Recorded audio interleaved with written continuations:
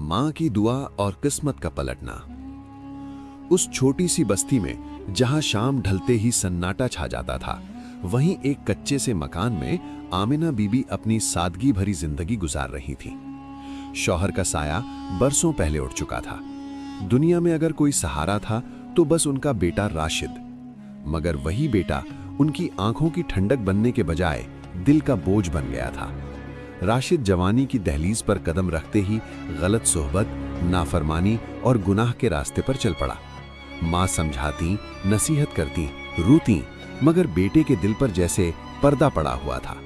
वो अक्सर कड़वी जुबान में जवाब देता और दरवाजा पटक कर बाहर निकल जाता। आमिना बीबी हर बार टूट जाती, मगर मायूस नहीं होती। उन्हें मालूम था कि इंसान के दिल बदलने वाली जात सिर्फ अल्लाह की है। हर रात जब मोहल्ले की बत्तियां बुझ जाती और कुत्तों के भौंकने की आवाजें भी थम जाती, आमिना बीबी वुजू करके जाए नमाज बिछाती। बूढ़े हाथ कांपते, मगर दिल यकीन से भरा होता। वो अल्लाह के सामने हाथ उठाकर कहती, या अल्लाह, मैंने अपना सब्र तेरे हवाले किया है। मेरे बेटे को हिदायत दे दे, उसके दिल को नूर से भर दे, उसे गुनाहों से बचा ले। उनकी आंखों से आंसू गिरते और सजदे में गुम हो जाते। ये सिलसिला एक दिन का नहीं था, बल्कि बरसों से चल रहा था। राशिद को इस सब से कोई फर्क नहीं पड़ता था। उसे लगता था कि जिंदगी बस मजे करने का नाम है, ना हलाल हराम की फिक्र, ना आखिरत का खौफ। माँ की बातें उसे पुरानी और बेकार लगती थीं। एक दिन की बात है, शाम ढल चुकी थी। राशिद फिर किसी गलत काम के इरादे से घर से निकला। आमिना बीबी ने दरवाजे से उसे जाते देखा और बस इतना कहा, बेटा, अल्लाह तुझे अपने हिफ्ज में रखे। राशिद ने पलटकर नहीं देखा।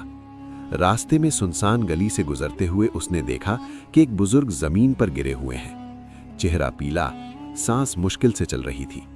आसपास से लोग गुजर रहे थे, मगर कोई रुक नहीं रहा था। किसी ने कहा, हम क्यों झंझट लें, और आगे बढ़ गया। राशिद भी एक लम्हे को रुककर फिर चलने ही वाला था, मगर न जाने क्यों उसके कदम ठिठक गए। दिल में अजीब सी बेचैनी हुई। उसने पलटकर बुजुर्ग को देखा। उसे अपनी माँ का झुका हुआ चेहरा याद आ गया। वो आगे बढ़ा, बुजुर्ग को सहारा दिया, पास की दुकान से पानी लाया और उनके होठों से लगाया। कुछ देर बाद बुजुर्ग की आंखें खुली। उन्होंने कमजोर आवाज में कहा, अल्लाह तुझे भला करे बेटा।